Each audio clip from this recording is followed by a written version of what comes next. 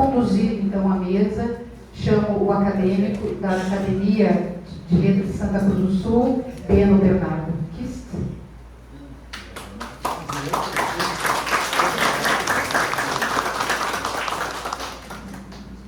E aí eu deixo o Beno, então, fazer aí, chamar a nossa convidada e conduzir os trabalhos. Bom trabalho.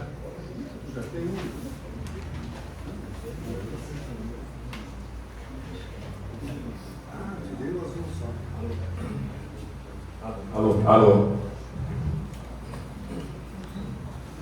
Bom dia a todos. Eu estou com vontade grande de participar, isso é muito importante.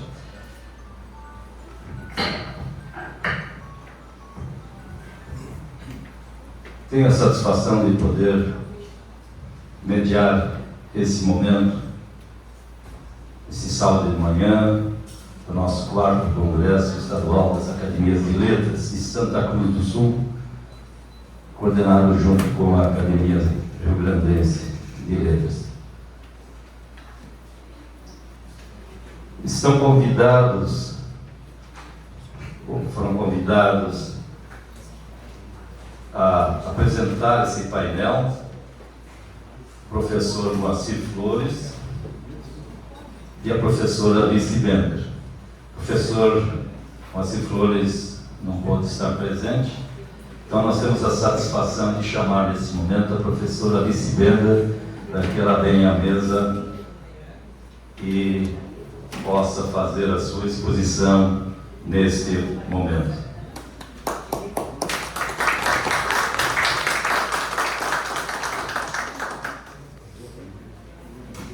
Dentro do tema Construindo Memória e Aproximando Distâncias, do nosso 4º Congresso Estadual de Academias de Letras, ganha espaço especial o papel da imprensa, periódicos, jornais, no contexto das culturas regionais. Nesse sentido, o jornalista Francesco Ballerini, autor do livro Jornalismo Cultural do século XXI, falando sobre o valor do jornalismo cultural regional, na linguagem direta e objetiva dos jornalistas, diz: jornais, revistas, sites e blogs precisam privilegiar a produção cultural local, para que esta seja uma fonte de reflexão e crítica, mas também que sirva de incentivo para o incremento do ciclo de produção regional. Para falar sobre essa questão, nós temos a satisfação de anunciar a palavra da nossa colega e dirigente pesquisadora dessa área, Alice Bender. Alice Bender é nascida em Santa Cruz do Sul, professora de ensino superior aposentada pela Universidade Local, graduada e pós-graduada nas línguas alemã e portuguesa e respectivas literaturas, mestre em desenvolvimento regional, área sociocultural, doutora em ciências sociais, área de antropologia cultural, abordando a situação da língua alemã em Santa Cruz do Sul, doutorado feito pela Universidade Eberhard Karls de Tübingen, Alemanha. É escritora com publicações nessas áreas, integrando a Academia de Letras de Santa Cruz do Sul, onde atua ainda como vice-presidente da atual gestão. Até hoje. Mas sempre junto e na linha de frente. Ainda é colunista do jornal regional Gazeta do Sul e comentarista cultural de rádios das regiões dos vales. Tenho o prazer de passar a palavra a você para apresentar esse belo tema ao nosso conceituado público. Eu estou diante do conceituado público das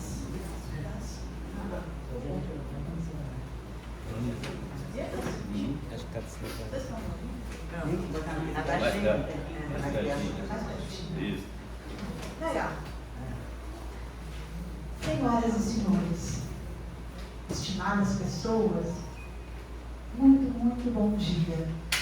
Bom dia. Guten Morgen.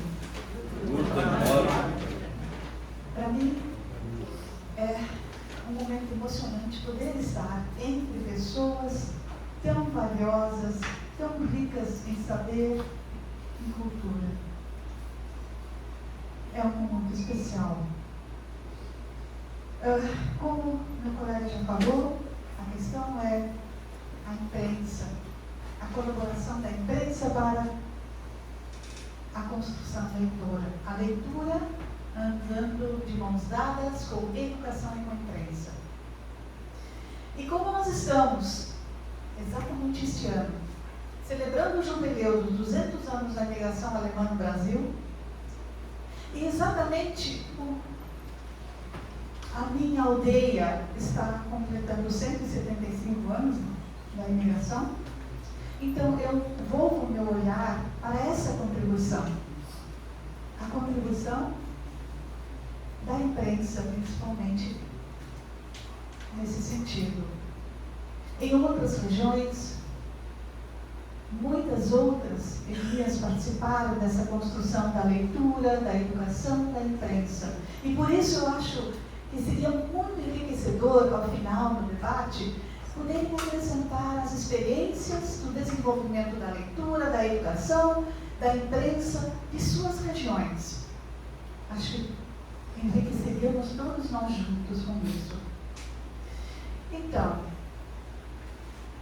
para Coruri Santa Cruz, lá pelos idos de 175 anos, mais da metade dos que vieram, eles já sabiam ler e escrever. E desde o início se dedicaram na escola.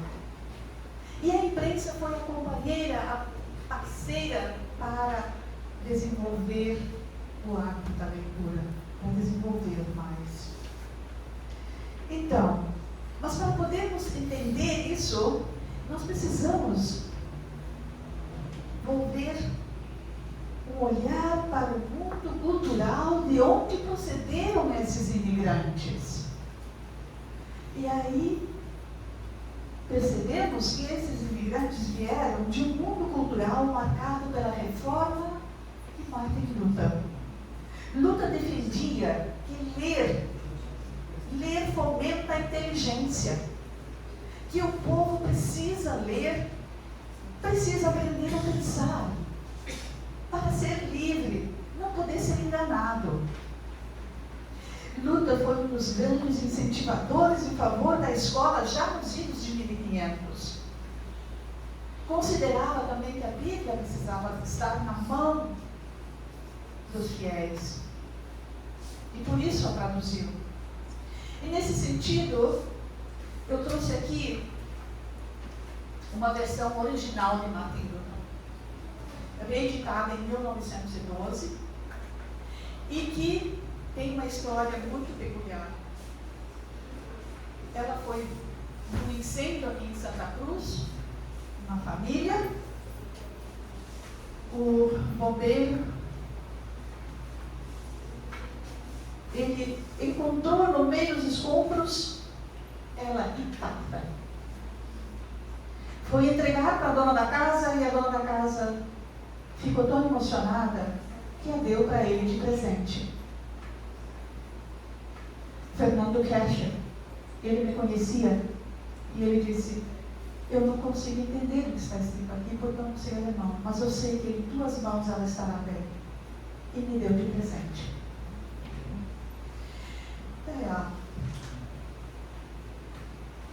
E a impressão da Bíblia e também o desenvolvimento da imprensa na Alemanha se deu exatamente na parceria com a invenção da imprensa de Gutenberg. Mais tarde, em 1600, o pietismo e durante o século seguinte, o iluminismo, foram dois movimentos marcados por sua atenção voltada para o indivíduo. Os pietistas se consideravam os continuadores da reforma. A doutrina estava reformada. Era preciso agora reformar a vida. E assim, esses dois movimentos, o pietismo e o iluminismo, centraram o seu empenho na renovação da sociedade. E esta dependia da renovação do indivíduo. Não há renovação da sociedade sem a renovação do indivíduo, né? Formação que se desdobra em cultura.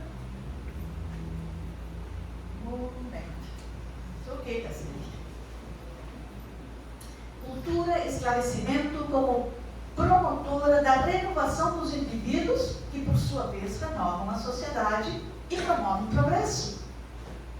Pietismo e iluminismo acentuaram a necessidade da educação. Em 1752, a escola se tornara obrigatória na Prússia, quer dizer, bem antes de vir para o Brasil. Os representantes do iluminismo incentivavam as pessoas a fazer uso de sua própria capacidade racional.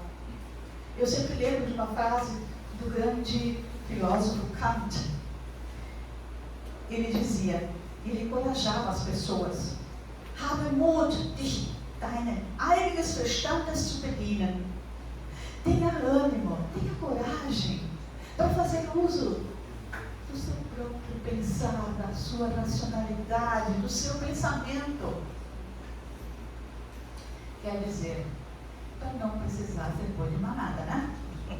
Então, e os ideais defendidos, promovidos pelo iluminismo alemão em favor de mais liberdade, tolerância, humanidade, fraternidade e progresso, foram trazidos pelos imigrantes e foram relevantes no processo de desenvolvimento das colônias, da escola, da imprensa.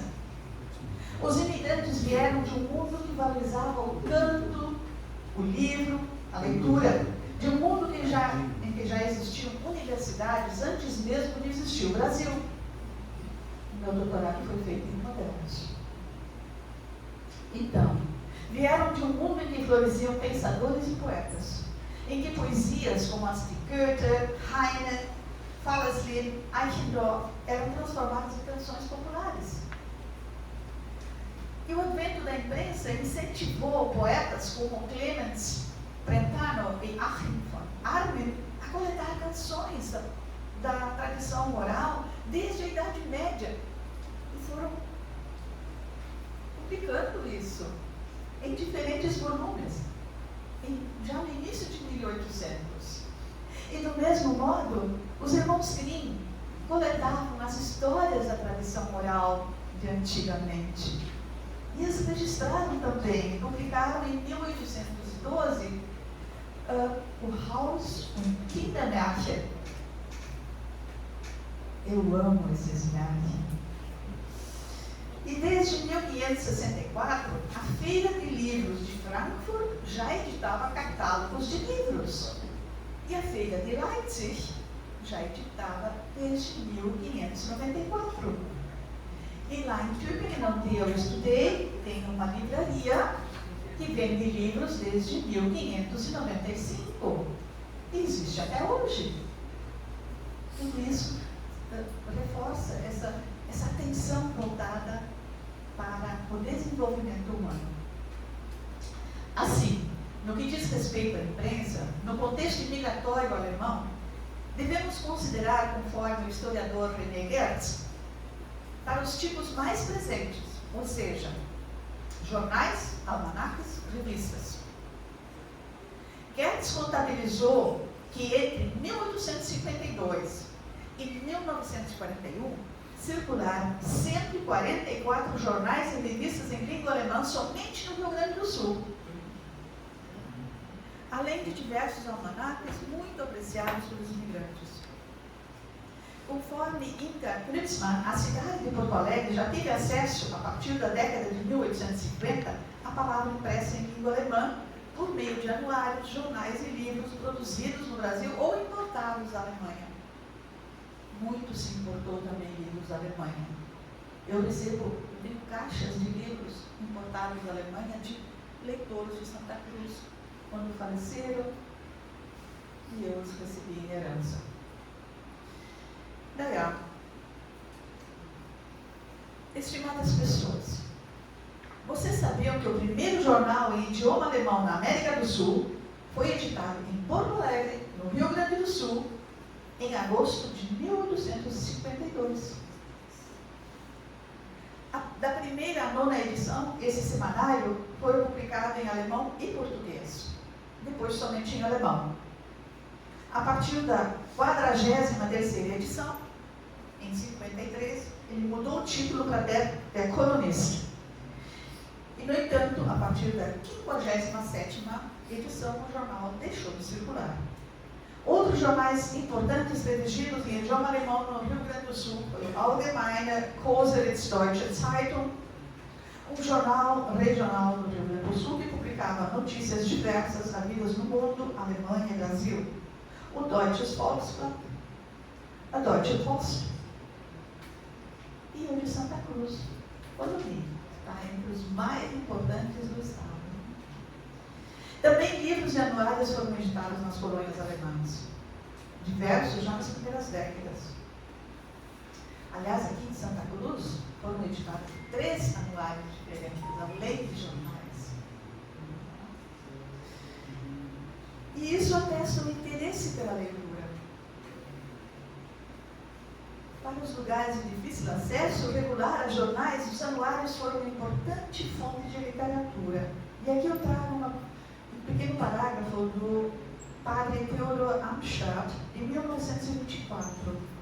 Diz ele: todo colono, mesmo que more na picada mais afastada, na Mata Virgem, embora nunca tenha lido um livro, talvez nem assine jornal em companhia de um outro, mas por hábito que ele vem de longe, compra um almanaque a fim de se manter a par do calendário de festas, das fases da lua e de outros tantos assuntos.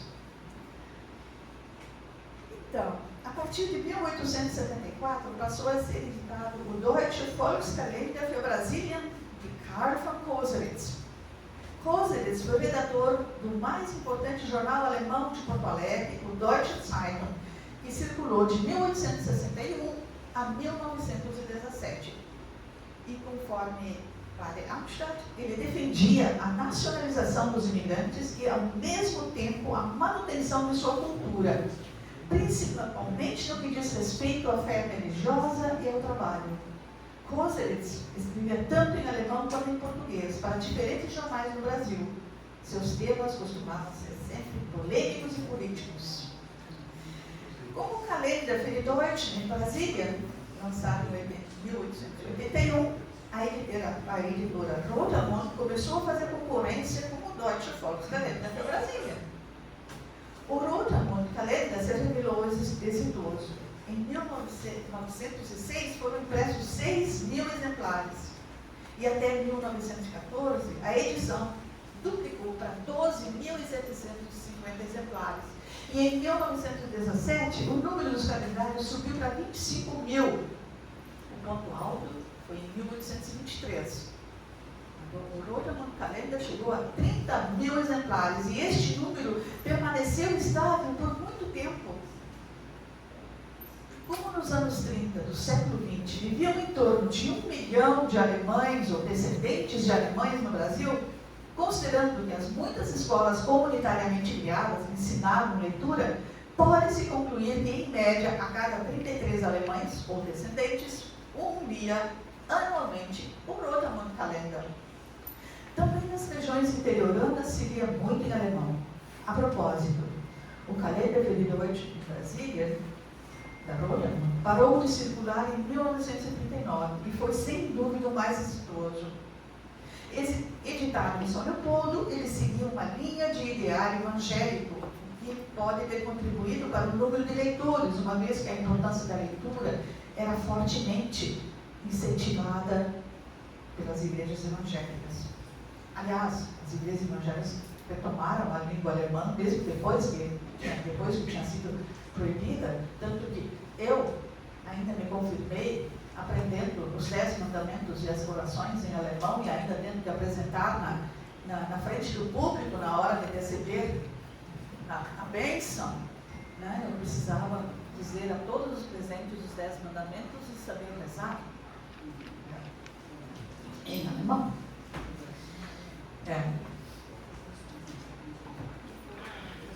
Vejamos. Essa tradição de leitura largamente difundida teve seu fim com a nacionalização do ensino da língua e da cultura. No entanto, até a proibição dos materiais impressos, em 41, A imprensa em idioma alemão floriu. O historiador René Gertz apurou a existência de 144 periódicos em idioma alemão no RS, dos quais 78 eram editados em Porto Alegre, 62 no interior do estado e 4 eram editados tanto na capital quanto no interior. Além de Porto Alegre, São Leopoldo compunha um forte centro de impressos em língua alemã. Em São Leopoldo eram publicados 23 jornais e periódicos.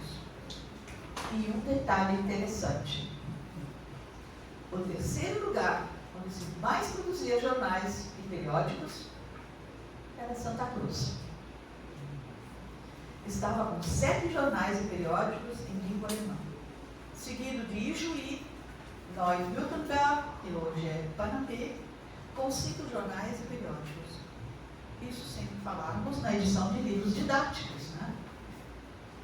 Nesse contexto da imprensa, Santa Cruz, como eu disse, ocupava o terceiro lugar.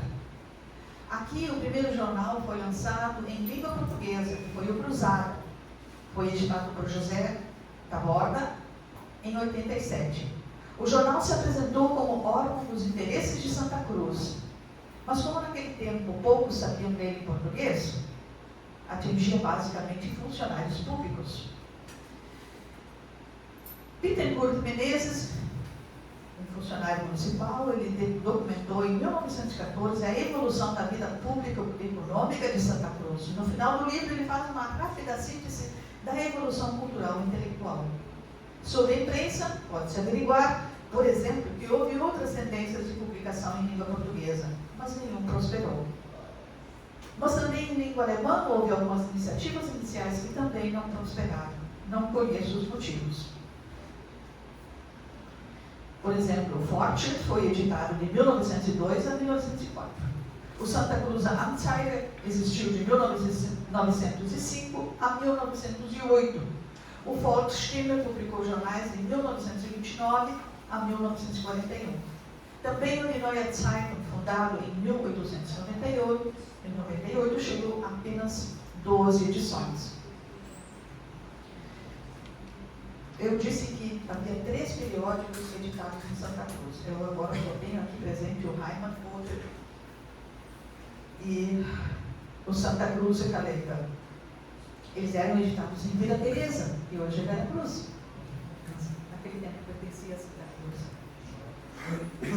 Mas entre todos os anuários e jornais, o Colonie foi o primeiro jornal longevo entre os jornais editados no interior e também um dos mais exitosos e mais lidos no Rio Grande do Sul. No tempo em que foi fundado, em 1891, viviam 15.572 pessoas na colônia Santa Cruz. Desse total, apenas 1.148 viviam no centro urbano. Todos os demais no interior. Então, esse percentual, naquele tempo, 33% dos santacruzenses, da colônia Santa Cruz, eram analfabetos. Mas não se apurou se eram analfabetos em língua portuguesa ou em língua alemã. Não se sabe dizer. Em 1930 surgiu um outro jornal em língua alemã em Santa Cruz, que é o Volksstimme, de orientação católica. O Colonie era de orientação evangélica e o Volksstimme era de orientação católica. E ele foi até que a língua foi proibida também. O Colonie foi interrompido em 41, no auge do processo da nacionalização do ensino e da língua e da cultura. O seu maquinário, o equipamento, foi violentamente destruído pela polícia. Apesar de o jornal, naquele tempo, já ser impresso bilíngue. Após a proibição, os editores tentaram retomar o jornal. Mas o delegado de polícia foi firme. Negativo. Aqui vocês não editam mais. Ok. Também o Volksstimme fez essa mesma tentativa com o nome Voz do Povo. O Colonie tentou como Gazeta de Santa Cruz. E o Volksstimme, Voz do Povo. A proposição era agora publicar em português, mas eles foram impedidos. E o fim do Coloni, em agosto de 41, coincidiu exatamente com o jubileu dos 50 anos da existência desse jornal. E em 1945, inclusive, em 57, a partir de 57, não, eles fundaram daí um outro jornal, a Gazeta de Santa Cruz, que em 1957 passou a se chamar Gazeta do Sul. E esse jornal, gente, existe até hoje.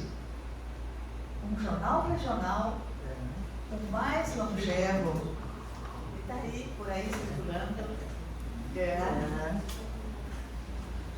Então, não sei se eu já escutei. Não, tempo.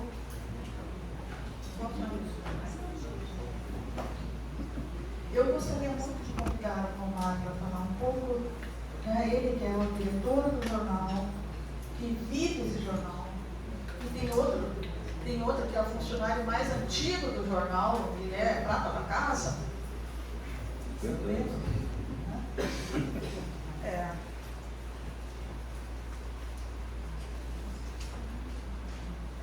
No contexto da proibição do impresso dos livros didáticos literários entre materiais produzidos pelos imigrantes para suprir as necessidades das escolas.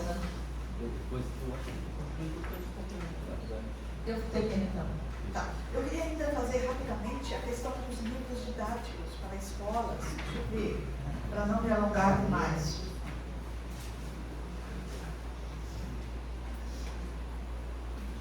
No final da década de 30, a editora Rodamun, por exemplo, havia publicado mais de 40 títulos de abecedários. Em 1931, a editora já havia vendido 160 mil exemplares. E conforme o historiador Gertz, também grupos de alemães católicos e evangélicos produziam materiais didáticos. Muitos materiais foram destruídos, perdidos. Mas após exaustivas pesquisas, o historiador Gertz e sua equipe conseguiu ainda registrar a localização de 167 títulos de livros didáticos elaborados especificamente na escola. E aí se pode ver o quanto a escola foi a fomentora da leitura. E a imprensa fazendo o seu espaço de continuar e socializar leitura. Então, educação e informação, juntos. Agora, uma das consequências, sem dúvida, foi o definhamento da tradição leitora em língua alemã. Com a proibição da língua alemã, também cresceu toda uma geração com idade escolar que teve a sua alfabetização interrompida. Imagine, o Arctic chegou, agora a escola só em português. Aquelas crianças estavam na segunda, terceira série, mal tinham sido alfabetizadas em alemão. A sequência agora tinha que ser em português. O pouquinho que restava, como ser alfabetizado em português? Então, não tinha mais aprendido nem a ler, nem em português, nem em alemão. E sem ter aprendido a ler, eles também não tinham mais condições, sabe, de sentir o valor que isso tem. E a gente sabe que quando a leitura não é fomentada, não é promovida, não é incentivada, dificilmente, é bem mais difícil para se estabelecer o gosto pela leitura no coraçãozinho e na mente dos novos, não é mesmo? Ok. Eu havia dito que o jornal Coloni seguiu sua trajetória com o jornal Gazeta do Sul. Mas, antes que eu venha, eu queria fazer uma pequena homenagem aos nossos ausentes. A Hilda Hickman Flores e ao marido, A Nilda fez um trabalho maravilhoso de mestrado, a canção do migrante. E na página 203, ela apresenta o Canto da Lorelai. O Canto da Lorelai, do poeta Heinrich Heine, era uma poesia que foi transformada em canto.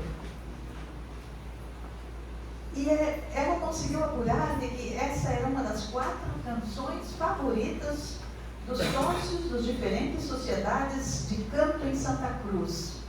Era a mais cantada. E aí, o Canto da Lorelai começou com um poema, se transformou numa canção. Mas o poema se voltou para uma antiga lenda. A lenda da Lorelai. Eu acho que eu não sei se eu cheguei a escrever, mas vamos lá. Então,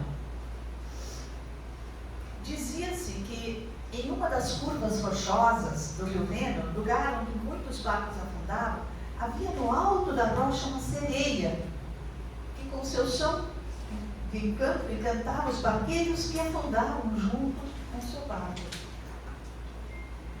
A Lorelai é um rochedo de 132 metros e o termo procede de origem celta. Lai significa penhasco. E junto àquele penhasco, o rio sempre foi muito perigoso e muito caudaloso. E por isso muitos navios afundavam, e muito fundo ele era também ali. E isso produziu a lenda da Lorelai. É uma sereia que encanta os barqueiros e eles afundam. Não são as condições do rio. E aí, eu trago só a primeira estrofe, como demo, porque eu acho tão lindo essa integração. Poesia, canto, lenda. Né? E vocês perdoem, esse aqui é um ensino cantor, mas essa daqui só se encoraja normalmente para cantar junto às árvores, lá da minha Wilderheimer, porque as árvores, elas são silenciosas, elas me ouvem e no máximo o aplauso delas é um farfalhar de folhas, tá? E sem nenhuma crítica. O texto é o seguinte: Ich weiß nicht, was soll es bedeuten, dass ich so traurig bin. Ein Märchen aus uralter Zeit, und es geht mir nicht aus dem Sinn. Só essa primeira estrofe, mas a gente nem arrisca, tá? Então, não sei o que há de significar, porque eu estou tão triste. Uma lenda de tempos imemoriais não sai do meu pensamento. Mas fica. Vamos lá? Ich weiß nicht, was soll es bedeuten, dass ich so traurig bin. Ein Märchen aus uralten Zeiten, das geht mir nicht aus dem Sinn.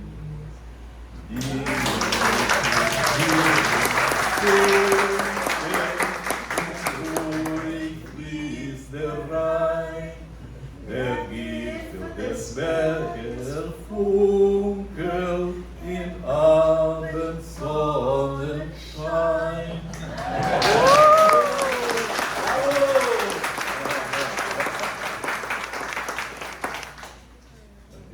Vamos chamar o Romário aí para ver. Mas ele pode vir daqui. Eu também, Romário, eu também. Não, melhor não. Romário é hoje o gestor de conteúdo do Grupo Gazeta de Comunicações e faz 80 anos em janeiro de 2025. E eu faço 50 anos de Gazeta, embora tive algumas saídas para atividades públicas, mas temos 50 anos de jornalismo também, dentro dessa instituição já, que hoje não é fácil manter jornalismo, mas é uma satisfação de poder continuar nesse trabalho, justamente editando junto com o Romário na Anuários. Esse é um agronegócio, mas ao mesmo tempo também editando livros que o Romário comanda diretamente e da qual eu também estou participando já há mais de uma década. Estamos já com 6 livros lançados. E depois me refiro um pouquinho a um deles. Passo a palavra então ao Romário para contar um pouco da experiência do como é. Não temos mais tanto tempo, mas como é essa experiência de um jornal regional que se mantém, apesar de vários obstáculos que existem, mas que tem conseguido produzir, vocês podem ver hoje, um jornal quase do tamanho da Zebora, no fim de semana. Então, acho que ainda é um veículo muito importante e forte e mantém uma área cultural, né? Isso que é importante. Com a palavra, o Romário Pedro. Bom dia a todos. A imensa maioria nós vemos desde ontem, né? Então alguns atualmente se agregaram ao grupo hoje, que são muito bem-vindos. E uma breve contribuição, até porque talvez o que a gente tenha para dizer vai se ajustar, vai afinar com o que já foi tratado aqui. E eu acho que essa mesa deixa muito claro também o porquê dessa temática voltada para o bicentenário da imigração alemã. Porque nós decidimos que isso era interessante de a gente trazer pela importância da leitura, da literatura, do jornalismo, da comunicação, né? Da educação desse processo, né? E é a mesma área na qual nós atuamos, né? Todos nós, de uma forma ou de outra, direto ou indiretamente atuamos ali. A explanação da professora Alice é uma aula, não há dúvida, é uma aula sobre a própria cultura no Rio Grande do Sul, sobre a forma como o Rio Grande do Sul se estabeleceu. Eu e o Beno, meu colega, nós atuamos diretamente nesse processo. O Beno, como ele diz, há 50 anos, né? Eu há 36 anos sou colega dele, e o Beno, inclusive, foi o meu primeiro gestor direto. Tá? Então, eu estive aos cuidados do Beno lá na origem, então, em grande parte, o que eu sou, também o Beno começou a construir. Tá?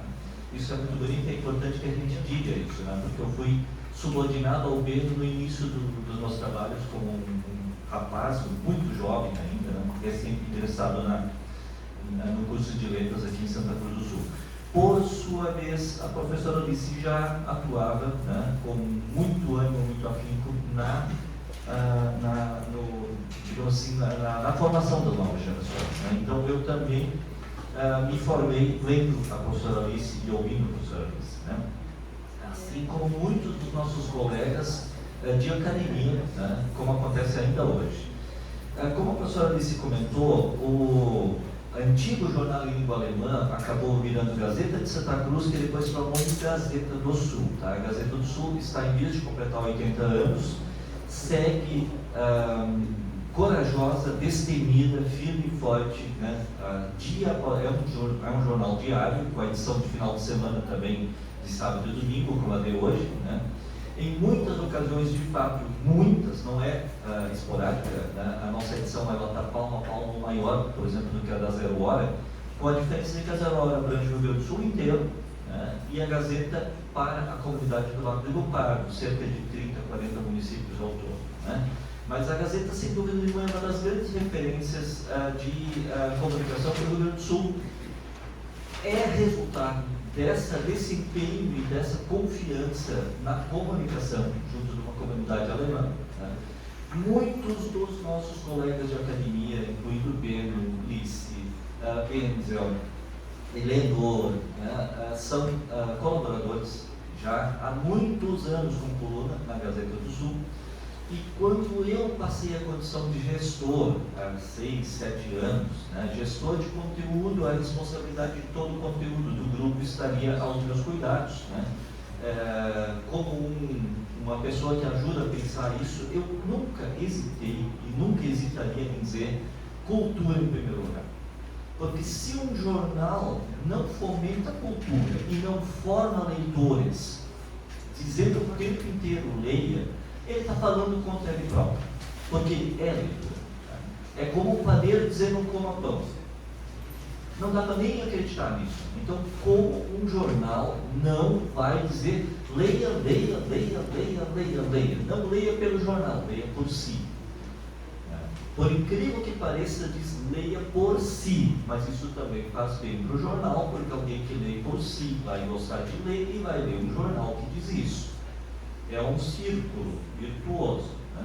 E é isso que a gente faz. A edição de hoje, ela não é casualmente voltada para a leitura, né? Quem lê a Gazeta do Sul no final de semana sabe que toda edição do final de semana vem recheada de leitura, né? Indicações de livros, né? E a gente sabe disso, muitas entrevistas com autores, resenha de livros, algo que infelizmente não está mais nos demais veículos quase. Tá? Em algum lugar esses veículos perderam a sua essência, porque se tu não fomenta a leitura, qual a razão de ser um jornal? Dizer que é para assistir TV, mas isso quem tem que fazer é a TV. Dizer que é para escutar música, perfeito, mas enfim, isso faz sentido.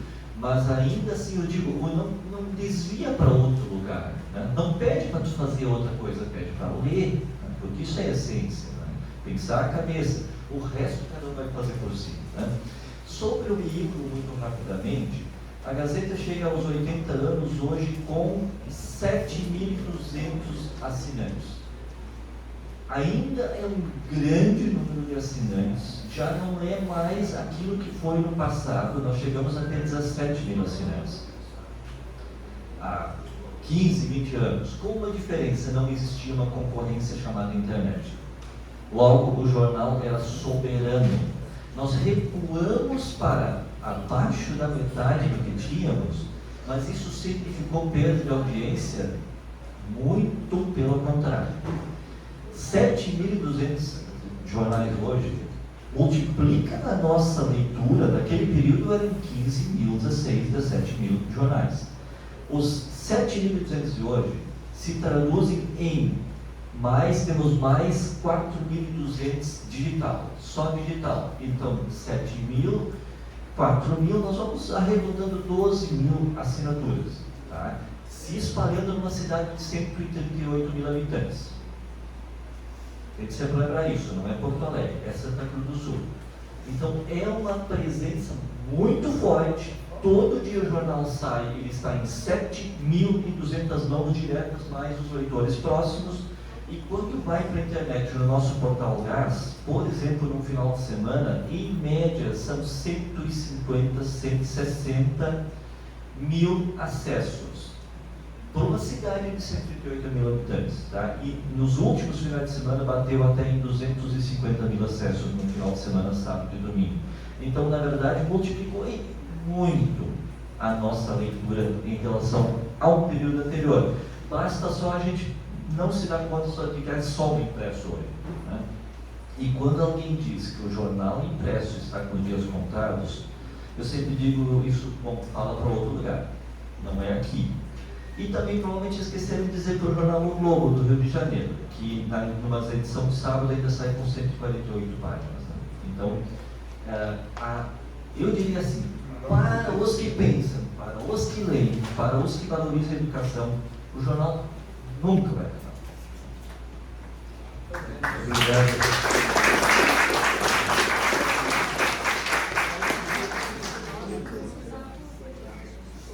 Ainda temos um pequeno prazo antes de encerrar, eu coloco a palavra à disposição, mas dentro de um período bastante curto para essa colaboração. Temos já o pedido da nossa grande escritora, Valesca de Assis, nossa integrante também aqui, da Academia de Letras de Santa Cruz do Sul. Está no microfone, está sabendo? Bom dia. Eu queria colocar uma experiência pessoal, mas também uma experiência histórica, no certo sentido, porque o pessoal vai ao Universal de vez em quando.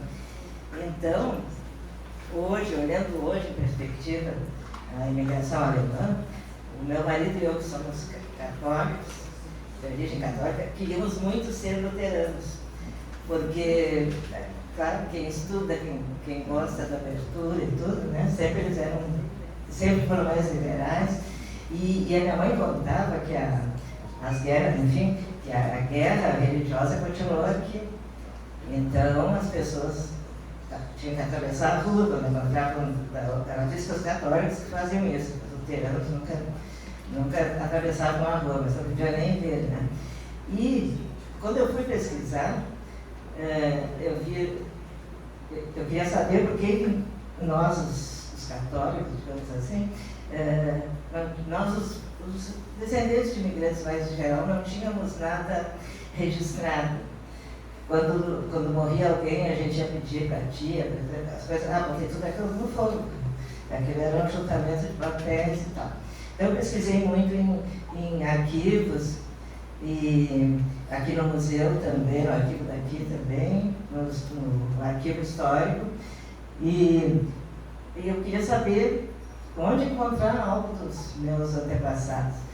E daí, então, resumindo, eu soube assim que os luteranos escreviam na Bíblia os nascimentos, as mortes, os batizados, que eles estavam fazendo uma história, né?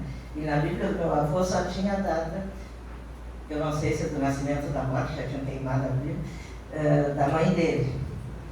E esse meu avô era para ser padre. Cada família tinha que deixar entregar um padre à igreja. Mas como ele tinha sido mordido de cobra uma vez, que ele tinha um pequeno problema, e de caminhar assim, né? Só ganhou o primeiro sapato, já para adolescente, quase adulto. Então ele foi rejeitado, foi um outro irmão dele para ser padre. Então ele era assim, muito católico, muito católico. Então quando meu pai veio morar aqui, depois conheceu minha mãe, eles diziam, já fez o sinal da cruz, já tinha joelho na frente da catedral, que era uma coisa assim terrível, né? E os luteranos, em muito tempo, não podiam ter símbolos exteriores, né? E, no entanto, são lições que só nós conseguimos aprender quando nós lembramos a nossa humanidade, e não de pequenas coisas ou grandes coisas que escolhemos para um lado do outro. E a última coisa que eu queria dizer para vocês, mas eu não achei, mas a gente escreve comigo, quando falaram tanto de ontem, falaram de o Lutzenberger, que ele merece tudo, assim, mas no meu livro, eu pesquisei no arquivo, tem até o Romar fez eu não achei agora no livro, fez uma colocação na Gazeta, né? E numa reunião aqui do Martinho Buff, que era o coordenador administrativo e cidadania da colônia, começaram a fazer reuniões, fazer reivindicações e tal, e os colonos estavam uma enchente horrível no Rio Patinho e tudo, ninguém conseguia passar, era um horror. Daí eles perguntaram ali na reunião por que estava acontecendo tudo aquilo que tinha, que o governo tinha que fazer isso, que o governo tinha que fazer aquilo. Daí essa pessoa, tem nome, mas eu não me lembro agora, não sei se foi o Hansa ou foi o próprio, disse que enquanto eles continuarem tirando árvores das beiras do rio e fazendo aquela técnica indígena, né, de queimar tudo, eles estavam preparados para daqui a alguns anos só haver ou seca ou enchente, ou seca ou enchente. Tá? Com isso eu me despeço, eu gostei muito de estar com vocês, e espero só em Santo Ângelo. Né? Desculpe aqui, mas eu tinha que dar esse depoimento.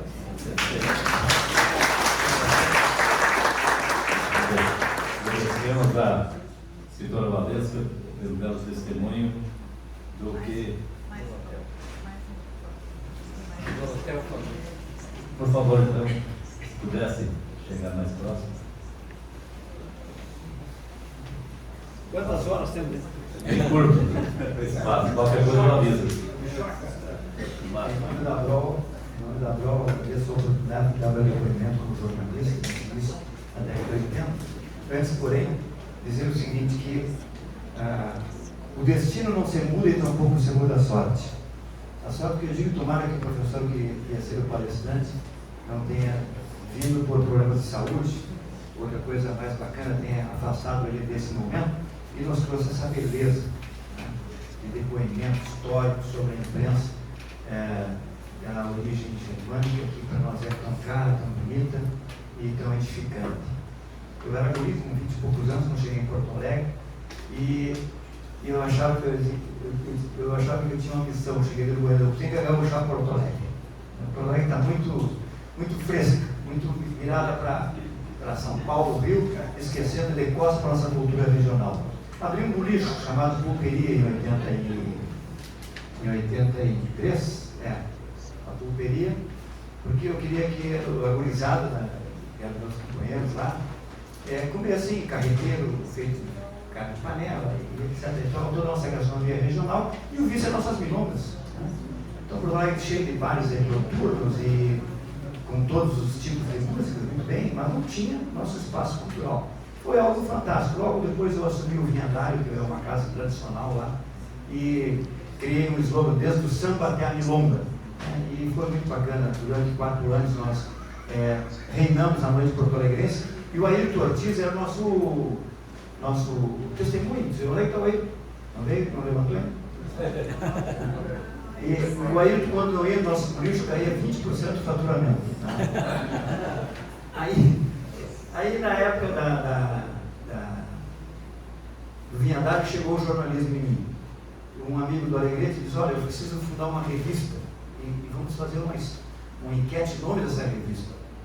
E fundamos a revista Tarca, de Cultura Gaúcha, onde inclusive Luiz Coronel e outros já importantes na literatura gauchesca, né? Escreviam, tinham suas páginas. Foi um sucesso a Tarca, em 1984, 85, 86. E eu participava como financiador da Tarca, porque eu já era empresário na área comercial, e ajudava os guris a tocar esse barco aí. E os guris dispersaram e eu acabei tendo que assumir a Tarca. Assumi a Tarca como revista, mas me dei conta que os tempos estavam mudando. Digo, agora essas revistas, o que nós vamos fazer? Digo, vou transformar a Tarca num sistema de comunicação. Aí criamos o sistema Tarca de comunicação em 93, justamente 10 anos depois que tinha nascido a Tarca Revista. Abortamos a revista porque a cibernética vinha chegando com força, aquela coisa toda, mas a pauta era a mesma, sempre o regionalismo.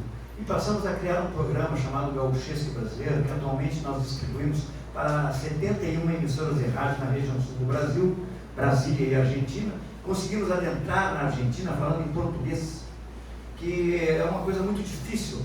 Uma palestra que tivemos lá em Buenos Aires, eu dizia para eles sobre integração, quando eu fui diretor da Comissão de Integração do Mercosul da OAB, e eu dizia assim: olha, nós precisamos nos encontrarmos, vocês espanhóis e nós portugueses, falando eu no meu idioma e tu no teu. Nós temos que nos entender. Eu entendo o espanhol, por que tu não entende o português?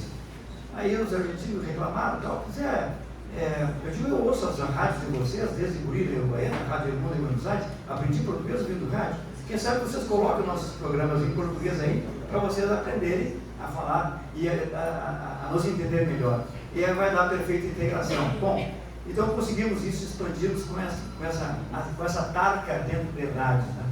Mas o tempo passou e eu vi aqui o perigo da extinção dos nossos jornais do interior escritos pela cibernética.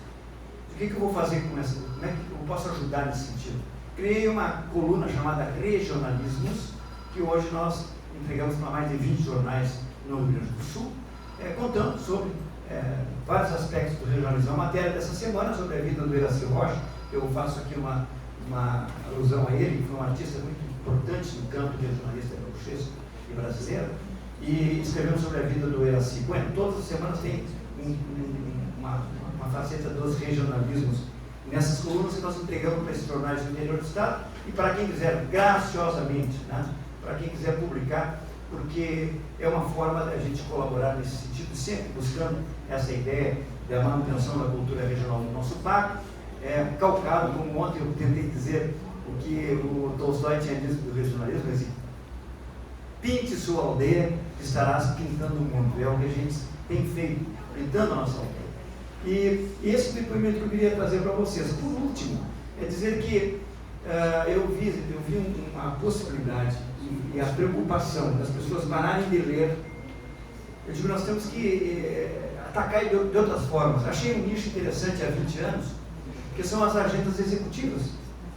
São blocos de luxos, para não dar compromisso, que tem a indústria americana, italiana e chinesa praticamente agora, derramam aí alguns milhões de exemplares desses blocos de luxo não dá compromisso, que custa aqui nessa cidade, ali na livraria, eu fui ver agora esse dia ali bom, eu esqueci o nome da livraria, mas não faz mal. R$80 um bloco de luxo de não dar compromisso. R$80. Um absurdo. Um monte de papel, sem nada, em branco. Isso me bateu lá há 20 anos, não, eu vou transformar essas agendas em livro. E criei um veículo de mídia impressa chamado Livro Agenda Gaúcha, que está na 21ª edição, com 500 mil de livros distribuídos, e coloquei 33 itens de informações socioeconômicas, culturais e políticas do Rio Grande, contando o perfil socioeconômico dos 497 municípios gaúchos e com um tema, ela é temática do Estado, cada ano traz um tema. Aí, este ano eu estou falando sobre a história da música, pelos 50 anos do nativismo do Rio Grande do Sul, e na abertura de cada mês traz, poxa, aí chegou meu cliente principal, estava dizendo que lá na pulperia e no Vinhadalho, todo mundo não ia cair a 20% do faturamento. É verdade. Tinha livreta ainda aqui, nós tínhamos uma livreta boa, 1 minuto. E aí, então, o que aconteceu? Nós lançamos esse projeto para ensinar as pessoas a lerem, buscar a se importar pelo escrito, no papel. E aí, todos os anos, a Agenda Gaúcha conta um pouco de história. O ano que vem, que nós lançaríamos hoje nesse evento, mas não ficou pronto, nós estamos contando a história da dança no Rio Grande. Como é que chegaram as danças aqui, uma por uma delas, as 12, enfim, com os artistas que dançam aqui no Enarte. Publicamos aí 12 invernadas artísticas participantes do Enarte. Então, essa é a nossa parte. E para aqueles da anti-arte de proveta programada, temos goela temperada e veremos lá no final, todos juntos, quem é que fica na estrada. Muito obrigado. Obrigado pela participação. Ainda teríamos condição de uma participação ainda para ficarmos dentro do horário. Deus seja breve e agradecemos pela participação.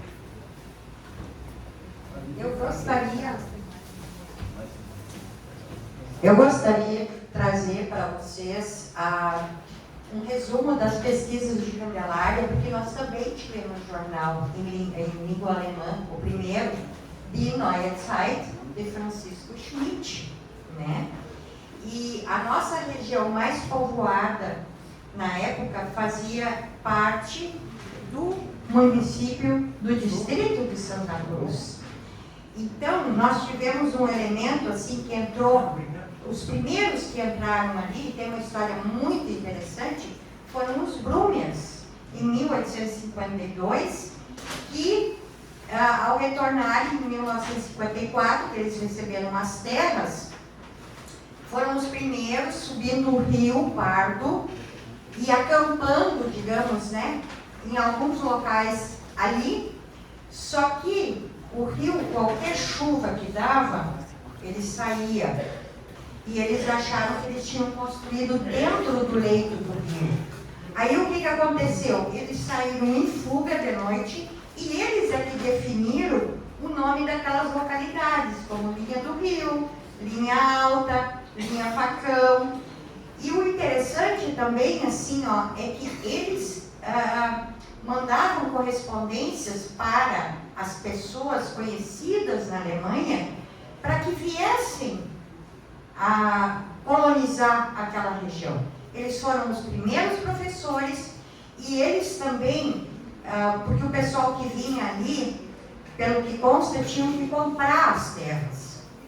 Então, os colonos em si que vinham, eles não tinham muito dinheiro. Mas os Brumers, que recebiam um pagamento, então mandavam vir levas de livros da Alemanha. Eu tenho, assim, muitos livros daquela época, editados em Leipzig, né, em várias regiões. E eles criaram, então, os clubes de leitura, tá? Onde eles convidavam os colonos, e os colonos iam de noite, em volta de uma mesa, eles liam para aqueles que não sabiam ler, vieram alguns que não sabiam, né? E depois, isso foi uma sorte, porque depois, quando não tinha professor, digamos, para essas pequenas comunidades, o que acontecia? Se a família não alfabetizava aquela criança, ela ficava analfabeta. Ela não tinha escapatória, porque eram, assim, distâncias grandes que os colonos moravam, né? Não é assim que nem hoje, tudo pertinho. Então, era só essa contribuição que eu gostaria de fazer e ressaltar a importância desses Brumers na colonização, na leitura, na vinda de material, que eu acho assim, eu chego a me arrepiar, mas eu acho que eles foram os pioneiros nisso, sabe? Então, uma grande gratidão a eles. Obrigada. Agradecemos a contribuição da professora. Então, ainda temos o adendo do nosso professor, presidente da academia. Eu acho que é fundamental a gente fazer essa amarração desse contexto que a Larissa falou, né? E agora temos a contribuição da Vânia, né? Os Brumers, eles vieram para lutar, eram mercenários que vieram para lutar contra Bosas, né? Na guerra contra Bosas. No retorno, eles poderiam ou voltar de novo com um soldo no pagamento, ou voltar por um pedaço de terra, por uma área de terra. A grande maioria deles ficou por aqui. Então, aventureiros mesmo ficaram por aqui, só que eles eram muito instruídos, tá? Muito inteligentes. Brumer, a tradução seria um resingão, tá? Um reclamão. Ele estava, digamos assim, eram pessoas instruídas que pediam, cobravam pelos seus direitos. Eles se tornaram, e a Valesca, a indicação de leitura é a Valsa da Medusa, tá? O romance da Valesca, primoroso, tá? Que é inclusive o texto de fundação de Santa Cruz do Sul, e o Karl von Koselitz era um Brumer, tá? Então, só para deixar muito claro essa narração toda, o Brumer que se tornou um dos principais jornalistas do Rio Grande do Sul. Obrigado, Romano. A nossa palestrante também tem um pequeno adendo ainda a fazer. Eu só queria acrescentar que eu trouxe só uma pequena ilustração para mostrar que, principalmente, que bem antes da proibição da língua alemã, já havia um esforço da escola para fazer o ensino bilíngue e ensinar a língua portuguesa. Nesse sentido, se olhamos, nós temos livros, entre eles eu acho o mais bonito são as canções. Aqui vocês encontram canções gaúchas, encontram um hino nacional bilíngue, né? Canções que na minha escola cantávamos, né? Alegre, alegre dourado que nasceu no campo sem ser semeado. Quem não cantou isso na infância, né? Então, isso está aqui, Stöhnen die Lieder, em alemão, em português, coisas lindas. E ensino da língua portuguesa, ela já está aqui, ó. Portugiesische Sprache, né? Gramática histórica da língua portuguesa e tantos outros. E interessante também observar que o material para as crianças era sempre didático. As crianças integradas à família e ao fazer da família. Eu cresci assim. A gente sempre ajudou em tudo. Dentro das nossas condições, do tamanho das mãos, né? E das possibilidades. Hoje nós seríamos presos se ensinássemos as crianças assim a participar das tarefas da casa, né? Muito obrigada. E muito me honra poder estar na companhia de pessoas tão especiais. Vielen Dank. Obrigado. Para encerrar, quero lembrar aqui que o nosso outro palestrante que não pôde vir, o professor Moacir Flores, integrante da cadeira número 2 da Academia Rio Grandense de Letras, ele deixou sua contribuição Jornais e Ensino no Rio Grande do Sul, na publicação especial que foi feita sobre o Congresso, na página 113. E para encerrar, então, eu lembro também, puxar brado um pouco para o meu assado, eu também tenho publicações relacionadas à imigração, e o último lançado agora é o livro Reda Ulis, para falar o alemão bem certinho, quando era proibido falar a própria língua, a respeito da qual a professora Alice, em sua bela apresentação, publicação, realça aqui a obra reaviva e promove valiosa contribuição para a revalorização do legado linguístico e cultural de origem germânica na região, que agora comemora 175 anos dessa colonização.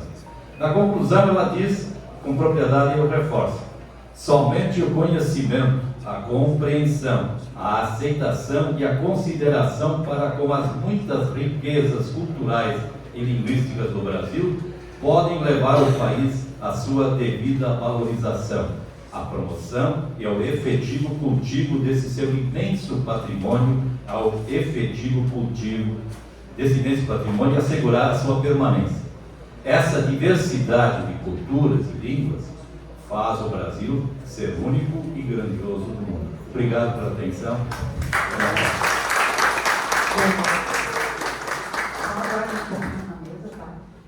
Agradecer a Beno pela condução aí da mesa, a todos que participaram.